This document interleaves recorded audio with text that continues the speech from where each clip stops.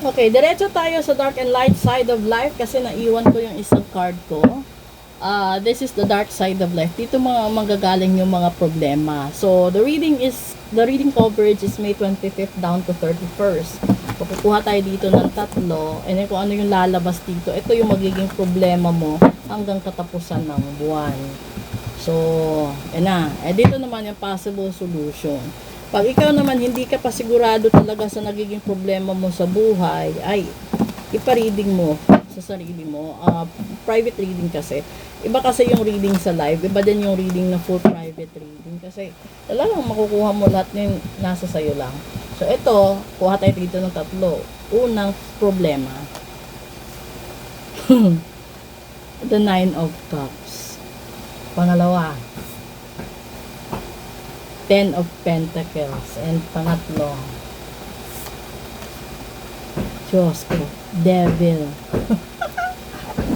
Ngayon, halata na, diba? Alam nyo na yan. Ngayon, eto yon. Kasi kapag sinabi kasi na Nine of Cups, ibig sabihin, maraming tao naghahangad sa'yo. Maraming tao na gustong mapunta sa kinalalagyan mo. Dahil yung pangalawa is Ten of Pentacles. Ibig sabihin ito may involved na abundance, may involved na pera, kasaganaan, at saka dito nalalagay yung swerte. So, ibig sabihin, 90% kasi sa buhay mo, magaan siya. So, 10% lang yung problema mo. Dito, yung dulo is demonyo.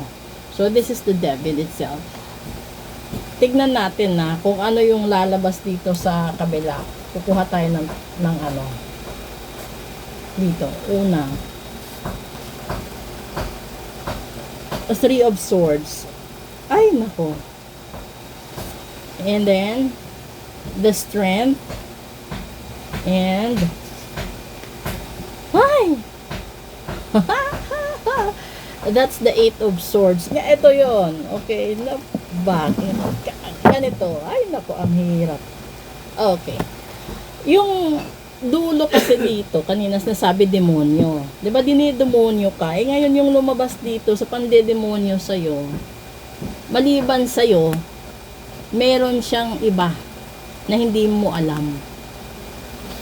Tapos, yung iba naman, alam nila na meron. Tinitibayan lang nila yung loob nila kasi mahal nila yung tao. Dito naman sa pangatlo, yung lumabas is Eight of Swords. Kung titignan nyo sa ibang deck, yung Eight of Swords is isolated. Parang wala ka nang gagalawan, wala ka nang magagawa, nahuli ka na, nalaman na. So, parang useless yung pagiging ano dito, pagiging demonyo. Alam, kung tignan nyo yung ibang episode, yung tinatamaan, the first episode right after nito is yung tinamaan doon is blessing. So dito lumabas na kaya kami namalas sa buhay dahil dito hindi ka naging tapat sa iisang tao lang. Marami kang pinaglaruan, marami kang ginamit, and then yung mga ginagamit mo is related doon sa Nine of Cups and related sa Ten of Pentacles. Anong ibig sabihin noon?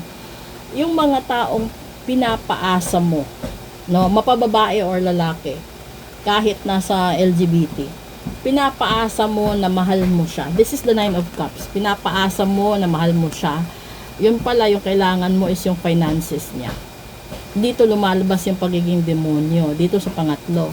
And then, yung resulta nun is ito, nagkakaroon ka ng problema kasi may tao na iba yung mahal niya pero iba kailangan niya. Minsan lang nagkakatagpo na iisang tao lang yung mahal niya at saka kailangan niya. Maraming tao na ito mahal niya pero itong taong ito kailangan niya. So napapalihim siya, and then hanggang sa dumating sa punto na wala na siyang gagalawan. Dito kasi nakikita yung pagiging bulag, pipi at bingi mo sa katotohanan. Bakit? Kasi pinapairal mo yung puso mo, naniniwala ka sa mga kasinungalingan, ganun yun. Tingnan natin yung bottom deck dito ha. Six of Pentacles, ibig sabihin ito namamalimos or binibigyan siya. Kaya siya nagkakaroon ng iba dahil may nagbibigay sa kanya maliban sa tao na mahal niya. And then dito, yung top na Page of Cups, isa lang talaga mahal niya pero marami ang kailangan niya. Yun, nakaka-relate kayo dyan. Isa lang mahal niya pero marami ang kailangan niya dahil dito sa finance. Dito sa bottom deck, the Two of Wands, ibig sabihin dalawa sila. Yung isa kailangan niya, yung isa mahal niya. Dito, tingnan mo kita, Seven of Wands. 70% doon sa taong mahal niya, 30% doon sa taong kailangan niya. So, dito bumababa talaga sa nagkakaroon ng misunderstanding. Kasi merong mga tao na hindi niya kayang mawala yung mahal niya. Pero hindi rin niya mabitawan yung taong kailangan niya. Kung ikaw yung nasa ganyan na sitwasyon, mag-isip-isip ka. Kung magpapaloko ka, magpapauto ka, magpapabola ka.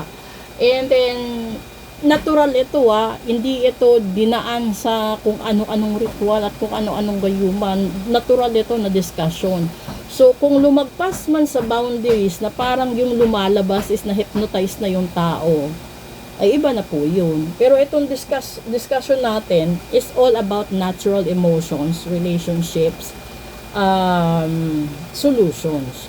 So, malamang sa susunod na mga araw hanggang sa katapusan ng Mayo, dito na kayo magkakabukingan. Bakit? Isang clue, pasukan.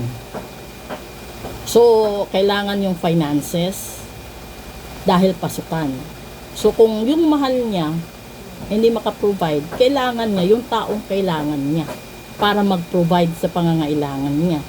And then, yung katapusan ng buwan, bills din. So, kailangan din niya yun, diba? And then, hindi pa natin isinama doon kapag yung tao is sugarol. Ito yung pinakamalaking problema. Dahil ito yung laging nadedemonyo. Para bang ang bilis niyang matwist dahil sa mga ganyan. At basta ito na yung mga problema na mai-encounter ninyo hanggang katapusan ng Mayo. So, panoorin nyo yung mga unang videos na na-upload ko. Andun sinasabi na always be prepared. So, kung ano man yung makita mo, ano man yung madiscover mo, yung una mong pakatandaan, isalba mo sarili mo. Huwag mong hayaan na isama ka niya sa palubog niyang buhay. Ganun lang po yun. Kung gusto mo, dalawa lang din yung option dyan eh. It's either kung kaya mo siyang iangat or kaya kanyang hilain pababa. Meron din namang pagkakataon that you meet halfway sa buhay ninyo pareho. Pero kalimitan kasi, somebody will drag you down. Kasi ayaw nila sa'yo. Or probably hindi ayaw nila yung patakaran mo, yun lang yun. But there are people naman din na kapag tinuruan mo, and then you have to be a good example, they will try their best naman na sumama ka. Hindi ka man kayang lagpasan, pero kaya kang pantayan. Yun na yun. Ngayon, kung may pag-alinlangan pa rin kayo sa pagsasama ninyo, ipa-reading mo para alam natin yung gagawin mo. And then, kailangan mo rin i-prepare yung sarili mo. Kasi kung marami ka pang madidiscover sa kanya, mas mabuti pang iwan mo na kaysa naman mapunta ka pa dun talaga sa pinakamababang sitwasyon sa buhay mo. So, proceed tayo sa real talk natin.